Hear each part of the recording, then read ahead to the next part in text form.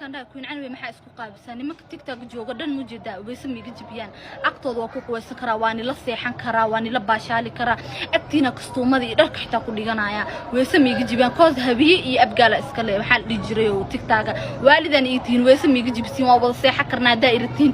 waa agtiina waa ku quweysan karaa waa ku niiki karaa nin TikTok jooga ani waysa dhan miiga jibi dambi ma bali qoray badaa agtiis قابي حتى أكونيكيو دم بلي قراء بوق يجري دم بهاي سوي الدين مع اسمه قابسين ويلش يصو صح ما أهن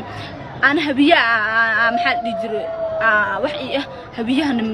ويسمي يجيبيو لما كهبيا ويسمي يجيبيان أكتين وأكونيكي كراء